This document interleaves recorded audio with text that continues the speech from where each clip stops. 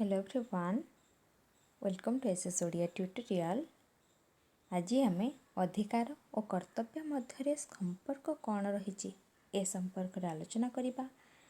मानविक अधिकार कौन ए संपर्क रे मध्य आज आम आलोचना करिबा। आरंभ करिबा आज आलोचना। पूर्व आलोचनार वीडियो जो मैंने देखी ना प्लेलिस्ट रे समस्त वीडियो रही आपण माने देखि परिबे। नागरिकर जो सब अधिकार रही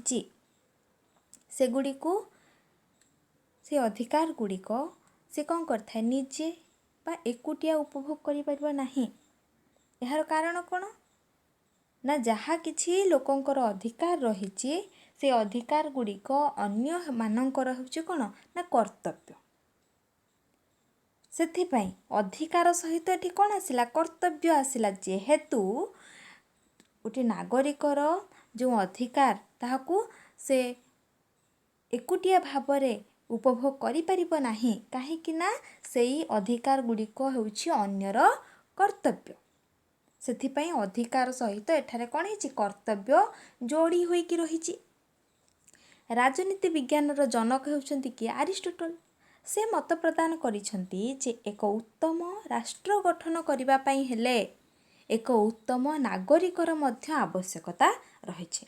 एक कथा राजनीति विज्ञान जनक अरिस्टोटल कहिसंती। जेतेबेले हमको गोटे उत्तम राष्ट्र गठन करिबा पई हेबो सेतेबेले हमको प्रथमे उत्तम नागरिकर आवश्यकता रही। जेतेबेले उत्तम नागरिक सृष्टि हेबे उत्तम नागरिकरू ही उत्तम राष्ट्र संभवपर। आजिर समाज रे आमे माने अधिकार प्रति की जतिकी मात्रा रे सचेतन हेउछे किंतु देखिबाकू गले कर्तव्य प्रति आमे सेतिकी मात्रा रे सचेतन नुहे। तेणु कौन हेउछि ना अन्यर जो अधिकार रही ताकू उपभोग करिबार अधिकार को आमे आमर निजर कर्तव्य संपादन न करी सेठारे आमे प्रतिबंधक साजुछु बा प्रतिबंधक सृष्टि करूछु। यह होछि कोन यह एक उत्तम नागरिकर कर्तव्य नुहे। मैं उदाहरण देखिबा आजिकाली विवाह उत्सव हेले कौन होछि ना माइक बजा जाउछि। सेथिरे कौन होछि आमर जो खुशी रही आमर जो उत्सुक रही से भावकू आमे माइक बजाइबा द्वारा से अधिकार को आमे कौन करछे साब्यस्त करि पारुछे। आमे आमर जो अधिकार रही जो उत्सुकता रही ताको आमे साब्यस्त करि पारुछे। किंतु अन्य मानकर जो असुविधा हेउछि ताहा प्रति आमे केबे हेले विचार करूनाहु। एहा एक सुस्थ सामाजिक व्यवस्थार लक्षण नुहे। इठारे आमे कौन कले जेतेबेले विवाह उत्सव रे माइक बजा जाउछि सेतेबेले आमे आमर अधिकार को साब्यस्त कले किंतु अन्य मानकर असुविधा प्रति आमे विमुख हेले। सेथिपाई यह एक सुस्थ सामाजिक व्यवस्थार लक्षण नुहे। राष्ट्रपति आनुगत्य प्रकाश आईनानुवर्तिता टिकस प्रदान निरपेक्ष भावरे निजर मताधिकार को साब्यस्त करिबा सरकारी पदमंडन पई इच्छा व्यक्त करिबा मानव कल्याण पई अंतर्जातीय वाद को प्रोत्साहन देबा प्रभृति होछि राष्ट्रपति नागरिक मानकर कर्तव्य। ना राष्ट्रपति जो सब आनुगत्य भाव रही आमे सठिक समय रे टिकस प्रदान करिबा निरपेक्ष भाव रे आम निजर मत को साब्यस्त करिबा सरकारी पदमंडन पई इच्छा व्यक्त करिबा ए सब गुड़ी के होछि कोन ना राष्ट्र प्रति ए सब गुड़ी के होछि नागरिक मानकर कर्तव्य। हमर भारतीय संविधानर चतुर्थ क भागरे संविधानर धारा 51 क रे नागरिकों को 10 गोटी मौलिक अधिकार प्रदान करा जाइछि। ए केउ संविधान रे लेखा जाइछि ए कथा मध्य मन रखि थांतु शॉर्ट क्वेश्चन आसीबो। अध्यापक लास्की अधिकार और कर्तव्य मध्य 4 गोटी संपर्क को उल्लेख करिसथि। कौन रही से 4 गोटी पॉइंट ना प्रथम पॉइंट होउछि जे जणे व्यक्तिर जहाँ अधिकार अन्य पाई ताहा कर्तव्य होइथाय। जहाँ कि हम वर्तमान पूर्वर से कथा आलोचना करूछे जे जणे व्यक्तिर जेउटा अधिकार रही जहाँ अधिकार रही सही अधिकार होउछि कोन अन्य मानक पई ताहा कर्तव्य। ए कथा अध्यापक लास्की ଅଧିକାର ଓ କର୍ତ୍ତବ୍ୟ ମଧ୍ୟରେ ସମ୍ପର୍କ ବିଷୟରେ ସୂଚନା ଦେଲାବେଳେ ଏହି କଥାଟି ଦର୍ଶାଇଛନ୍ତି। 2 ନମ୍ବର ପଏଣ୍ଟ ହେଉଛି ଯେ ଜଣଙ୍କର ଅଧିକାର ଅନ୍ୟ ଜଣଙ୍କର ଅଧିକାରକୁ ମାନିବା ପାଇଁ ଜଣଙ୍କର କର୍ତ୍ତବ୍ୟ ହେବା ବିଧେୟ। ଯେତେବେଳେ ଗୋଟିଏ ଅଧିକାର ଯେତେବେଳେ ଅନ୍ୟ ଜଣଙ୍କର ଅଧିକାରକୁ ମାନିବାକୁ ହେଲେ ତାକୁ ପ୍ରଥମେ ଜଣଙ୍କର କର୍ତ୍ତବ୍ୟ ହେବାକୁ ପଡ଼ିବ। ସେ ଯେଉଁ ଅନ୍ୟ ଜଣଙ୍କର ଅଧିକାରକୁ ମାନିବା ପାଇଁ ହେଲେ ଜଣଙ୍କର କର୍ତ୍ତବ୍ୟ ହେବା ହେଉଛି ଏଠାରେ କ'ଣ ବିଧେୟ। 3 ନମ୍ବର ପଏଣ୍ଟ ହେଉଛି ରାଷ୍ଟ୍ର ଯେହେତୁ ନାଗରିକର ଅଧିକାରକୁ ସୁରକ୍ଷା ପ୍ରଦାନ କରୁଛି, ସେଥିପାଇଁ ନାଗରିକ କ'ଣ କରିବ? ନିଜର କର୍ତ୍ତବ୍ୟକୁ ସମ୍ପାଦନ କରିବ। ରାଷ୍ଟ୍ରକୁ ସମସ୍ତ ପ୍ରକାରର ନାଗରିକର ଯେତେ ସବୁ ସହଯୋଗ କରିପାରିବ ରାଷ୍ଟ୍ର କ'ଣ କରିବ? ସେ ସବୁ ସହଯୋଗ ଦେବ। ଏଠାରେ ରାଷ୍ଟ୍ର ସବୁବେଳ ପାଇଁକି ନାଗରିକର ଅଧିକାରକୁ ସୁରକ୍ଷା ପ୍ରଦାନ କରୁଛି, ସେଥିପାଇଁ ନାଗରିକମାନଙ୍କର କର୍ତ୍ତବ୍ୟ ମଧ୍ୟ କିପରି ଭାବରେ ରାଷ୍ଟ୍ରର ସହଯୋଗ କରିବେ। 4 ନମ୍ବର ପଏଣ୍ଟ ହେଉଛି ଯେ ଜଣେ କେବଳ ସମାଜ କଲ୍ୟାଣ ପାଇଁ ନିଜର ଅଧିକାରକୁ ଉପଭୋଗ କରିପାରିବ। କେବଳ ସମାଜର ହିତ ସାଧନ ପାଇଁ ଜଣେ ସେଇ ଯେଉଁ ଅଧିକାର ରହିଛି ସେଇଗୁଡ଼ିକୁ ଉପଭୋଗ କରିପାରିବ। ଏଇ 4 ପଏଣ୍ଟ ଅଧିକାର ଓ କର୍ତ୍ତବ୍ୟ ମଧ୍ୟରେ କ'ଣ ସମ୍ପର୍କ ରହିଛି ସେ ସମ୍ପର୍କରେ ଅଧ୍ୟାପକ ଲାସ୍କି ସେ ଉଲ୍ଲେଖ କରିଛନ୍ତି। ବର୍ତ୍ତମାନ ଆମେ ଆଲୋଚନା କରିବା ଯେ ମାନବିକ ଅଧିକାର କ'ଣ? ହ୍ୟୁମାନ୍ ରାଇଟ୍ସ କହିଲେ କାହାକୁ ବୁଝାଯାଏ? ନା ଯେଉଁ ଅଧିକାର ଦ୍ୱାରା ମଣିଷ ତାର ଜୀବନ, ସ୍ୱାଧୀନତା ଓ ମର୍ଯ୍ୟାଦାର ସୁରକ୍ଷା କରିପାରେ ତାକୁ ଆମେ ମାନବିକ ଅଧିକାର କହିବା। ଏଥିରେ ମଣିଷର ଜୀବନର ସୁରକ୍ଷା ହେଲା, ତାର ସ୍ୱାଧୀନତା ପ୍ରତି ସୁରକ୍ଷା ମଧ୍ୟ ପ୍ରଦାନ କରାଯାଇଛି ଏବଂ ମଣିଷର ମର୍ଯ୍ୟାଦାର ମଧ୍ୟ ସୁରକ୍ଷା ହୋଇପାରିବ। ସେ ସବୁ କ୍ଷେତ୍ରକୁ ଯେଉଁ ଅଧିକାର କୁହାଯାଏ ତାହା ହେଉଛି ମାନବିକ ଅଧିକାର। ଏସବୁ ଗୁଡ଼ିକ ହେଉଛି ହ୍ୟୁମାନ୍ ରାଇଟ୍ସ। ସମାଜରେ ଏକ ସଭ୍ୟ, ମର୍ଯ୍ୟାଦାପୂର୍ଣ୍ଣ ଏବଂ ତା ସହିତ ବିକଶିତ ଜୀବନଯାପନ କରିବା ପାଇଁ ହେଲେ ମାନବିକ ଅଧିକାର ହେଉଛି କ'ଣ ନା ଖୁବ୍ ଗୁରୁତ୍ୱପୂର୍ଣ୍ଣ। ବର୍ତ୍ତମାନ ବିଶ୍ୱରେ ମାନବ ଜାତିର କଲ୍ୟାଣ ଗୋଟିଏ ରାଷ୍ଟ୍ର ଉପରେ ନିର୍ଭର ନ କରି ଆନ୍ତର୍ଜାତୀୟ ସମୁଦାୟ ଉପରେ ନିର୍ଭର କରୁଛି। ଇଂଲଣ୍ଡର ମ୍ୟାଗ୍ନା କାର୍ଟା, ଯୁକ୍ତରାଷ୍ଟ୍ର ଆମେରିକାର ଅଧିକାର ସ୍ୱରୂପ ଓ ଫ୍ରାନ୍ସର ମାନବ ଅଧିକାର ସମ୍ପର୍କିତ ଘୋଷଣାନାମା ମାନବିକ ଅଧିକାର ପ୍ରତି ସେମାନଙ୍କର ଦୃଷ୍ଟି ଆକର୍ଷଣ କରିଥାଏ।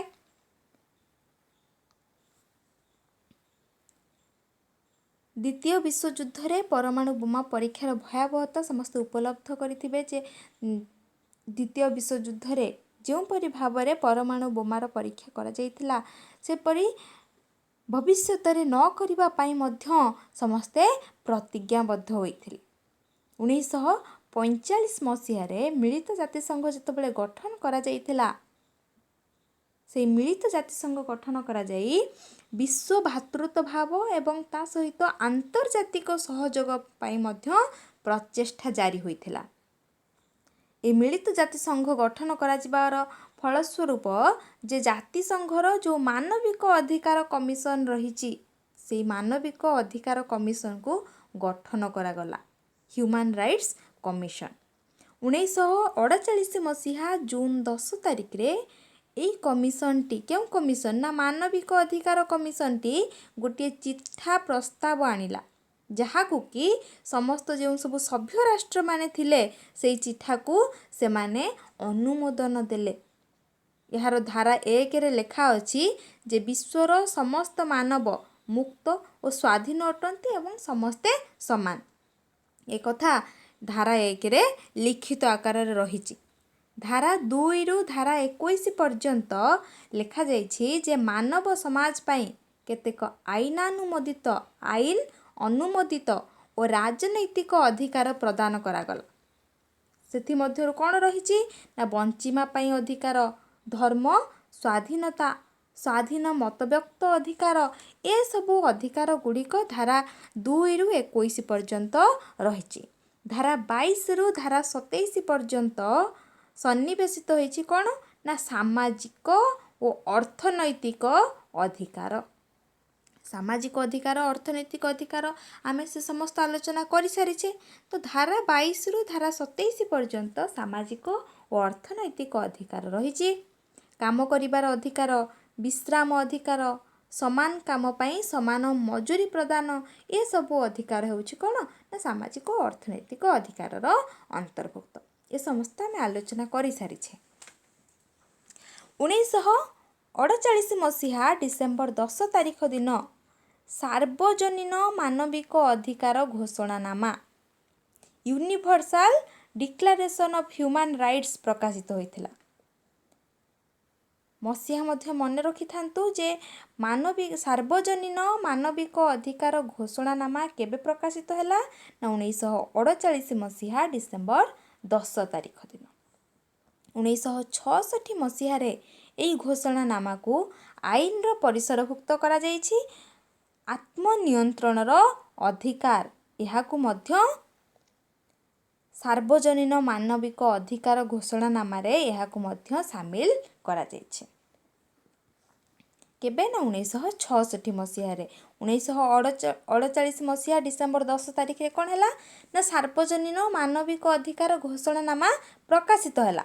1966 मसीह रे ए आईन रो परिसरभुक्त करा जायछि काहाकू ना आत्मनियंत्रणर अधिकार को, राइट ऑफ सेल्फ डिटरमिनेशन को एथिरे शामिल करा जायछि।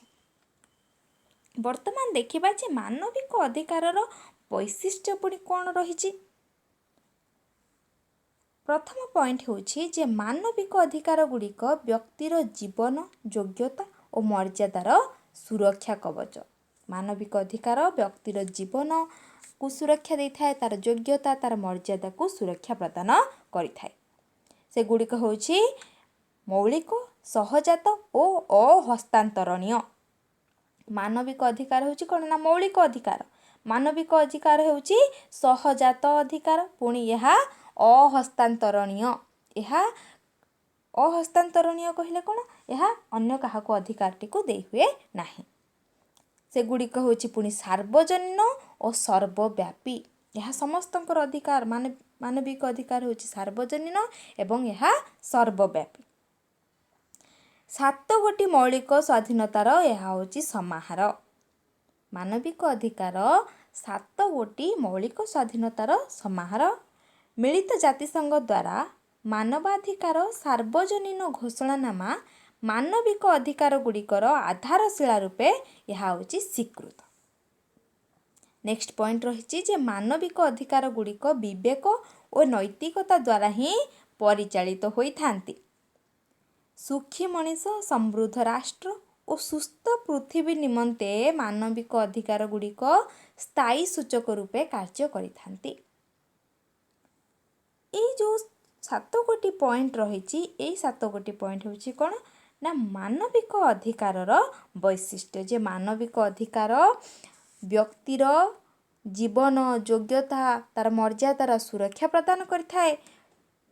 मानविक अधिकार गुड़िक होछि कोन ना सार्वजनीन सर्वव्यापी अधिकार। मानविक अधिकार पुणी मौलिक अधिकार, से गुड़िक होछि कोन ना 7 गोटी मौलिक स्वाधीनतार समाहार। पुणी वर्तमान आमे देखिबा जे मानविक अधिकार जो रहिछि ह्यूमन राइट्स, ताकू उल्लंघन और प्रतिकार ए संपर्क रे। मानविक अधिकार को पुणी केतेक उपाय रे उल्लंघन करा जाय थाए। दमनमूलक आईन, आतंकवाद और हिंसा, वर्ण, जाति, धर्म, अंचल और लिंग विद्वेष, शोषण, साम्राज्यवाद और उपनिवेशवाद, मंद सामाजिक परंपरा, पुलिस और निरापत्ता बाहिनीर मात्राधिक कार्य, दुर्नीति, शिक्षा और सचेतनतार अभाव, अर्थनैतिक अनुन्नति, ये जो 10 गोटी पॉइंट रही, ये कौन करिथाए ना मानविक अधिकार को विभिन्न उपाय रे गुड़िक सबू उल्लंघन करिथांती। दमनमूलक आईन द्वारा किंबा हिंसात्मक आतंकवाद द्वारा, मंद सामाजिक परंपरा द्वारा, यही सबू गुड़िक द्वारा कौन ही थाए ना मानविक अधिकारर उल्लंघन होता है। ପ୍ରତିକାର ସ୍ୱରୂପ ଯେତେବେଳେ ମାନବିକ ଅଧିକାରର ବିଭିନ୍ନ ଉପାୟରେ ଉଲ୍ଲଂଘନ କରାଗଲା, ତାର ପ୍ରତିକାର ସ୍ୱରୂପ ମାନବିକ ଅଧିକାରକୁ ପ୍ରତିହତ ଯେଉଁ କରୁଥିବା ଯେଉଁ ବ୍ୟକ୍ତିମାନେ ରହିଛନ୍ତି ବା କିଛି ଯେଉଁ ସଂସ୍ଥାମାନେ ରହିଛନ୍ତି, ସେହି ସଂସ୍ଥାମାନଙ୍କୁ ବା ବ୍ୟକ୍ତିମାନଙ୍କୁ ଚିହ୍ନଟ କରି ସେମାନଙ୍କ ବିରୁଦ୍ଧରେ ଯଦି କଠୋର କାର୍ଯ୍ୟାନୁଷ୍ଠାନ ଗ୍ରହଣ କରାଯିବ, ତାହେଲେ ଏପରି ଭାବରେ ମାନବିକ ଅଧିକାରର କେବେ ହେଲେ ଉଲ୍ଲଂଘନ ହୋଇପାରିବ ନାହିଁ। ସେଥିପାଇଁ କ'ଣ କରାଯିବ ନା ପ୍ରଥମେ ଲୋକମାନଙ୍କୁ ସେମାନଙ୍କର ଅଧିକାର ବିଷୟରେ ଯେତେବେଳେ ସଚେତନ କରାଯିବ, ଲୋକମାନେ ତାଙ୍କର ମାନବିକ ଅଧିକାର ସମ୍ପର୍କରେ ଯେତେବେଳେ ସଚେତନ ହେବେ, ତାପରେ କ'ଣ ହେବ, ବିଭିନ୍ନ ପ୍ରକାରର ପ୍ରଚାର ପ୍ରସାର ଦ୍ୱାରା ବା ଆଲୋଚନା ଚକ୍ର ଦ୍ୱାରା ଯେତେବେଳେ ଲୋକମାନେ ସଚେତନ ହେବେ, ତାହେଲେ ମାନବିକ ଅଧିକାରର କେବେ ହେଲେ ଉଲ୍ଲଂଘନ ହୋଇପାରିବ ନାହିଁ। ମାନବିକ ଅଧିକାରର ସୁରକ୍ଷା ପାଇଁ 1993ରେ ଭାରତରେ ଜାତୀୟ ମାନବିକ ଅଧିକାର ଆୟୋଗ ଓ 2003 ମସିହାରୁ ଓଡ଼ିଶା ରାଜ୍ୟ ମାନବାଧିକାର ଆୟୋଗ କାର୍ଯ୍ୟ କରୁଅଛନ୍ତି ଯେ କିପରି ଭାବରେ ଲୋକମାନଙ୍କୁ ମାନବିକ ଅଧିକାର ସମ୍ପର୍କରେ ସଚେତନ କରାଇବେ। ସେଥିପାଇଁ ମାନବିକ ଅଧିକାରର ସୁରକ୍ଷା କରିବା ପାଇଁ 1993ରୁ ଭାରତରେ ଜାତୀୟ ମାନବିକ ଅଧିକାର ଆୟୋଗ କାର୍ଯ୍ୟ କରୁଅଛନ୍ତି। 2003 ମସିହାରୁ ଓଡ଼ିଶା ରାଜ୍ୟ ମାନବାଧିକାର ଆୟୋଗ କାର୍ଯ୍ୟ କରୁଅଛି। ଏ ମଧ୍ୟ ପ୍ରଶ୍ନ ଆସିପାରେ ସର୍ଟ କ୍ୱେଶ୍ଚିନ୍ରେ, ମନେ ରଖିଥାନ୍ତୁ। ଏ ହେଉଛି ମାନବିକ ଅଧିକାର। ଭାରତ ସମ୍ବିଧାନରେ ଯେଉଁ ସବୁ ସ୍ଥାନିତ ହୋଇଛି ମୌଳିକ ଅଧିକାର, ନ୍ୟାୟାଳୟର ସ୍ୱାଧୀନତା, ପୁଲିସ ଆଚରଣ ସଂହିତା, ଗଣମାଧ୍ୟମ, ସଂସଦ, ରାଜନୈତିକ ଦଳ, ଏସବୁ ଗୁଡ଼ିକ ମାନବିକ ଅଧିକାରର ସୁରକ୍ଷା ପାଇଁ ଏଗୁଡ଼ିକ କାର୍ଯ୍ୟ କରୁଛନ୍ତି। ଏ ଆମର ସରିଲା ଆଜିର ଆଲୋଚନା ମାନବିକ ଅଧିକାର। ତାର ଯେଉଁ ସଂକ୍ଷିପ୍ତ ସୂଚନା ରହିଛି ସେ ସମସ୍ତ ଆମେ ଆଲୋଚନା କରିସାରିଛେ। ପରବର୍ତ୍ତୀ ସମୟରେ ଆମେ ଅନ୍ୟ ସମସ୍ତ ଆଲୋଚନା କରିବା। ଆଜିର ଆଲୋଚନାଟିକୁ ଆମେ ଏଇଠି ଶେଷ କରିବା। ଯଦି ଆପଣମାନଙ୍କର କିଛି ପ୍ରଶ୍ନ ରହିଥାଏ ତାହେଲେ ଆପଣମାନେ କମେଣ୍ଟ ବକ୍ସରେ ପଚାରି ପାରିବେ। ଭିଡ଼ିଓଟିକୁ ଯଦି ବର୍ତ୍ତମାନ ପର୍ଯ୍ୟନ୍ତ ଲାଇକ୍ କରିନାହାନ୍ତି, ପ୍ରଥମେ ଲାଇକ୍ କରନ୍ତୁ, ତା ସହିତ ନିଜ ସାଙ୍ଗସାଥିମାନଙ୍କୁ ସେୟାର କରନ୍ତୁ ଏବଂ ଚ୍ୟାନେଲଟିକୁ ସବସ୍କ୍ରାଇବ୍ କରନ୍ତୁ। ପାଖରେ ଥିବା ବେଲ୍ ଆଇକନ୍କୁ କ୍ଲିକ୍ କରିବା ପାଇଁ ଭୁଲିବେ ନାହିଁ। ଅଲ୍ ନୋଟିଫିକେସନ୍କୁ ଅନ୍ କରିବେ, ଯାହାଦ୍ୱାରା କି ଆପଣଙ୍କ ପାଖରେ ସର୍ବପ୍ରଥମେ ହିଁ ସମସ୍ତ ଭିଡ଼ିଓର ନୋଟିଫିକେସନ୍ ପହଞ୍ଚି ପାରିବ। Thank you.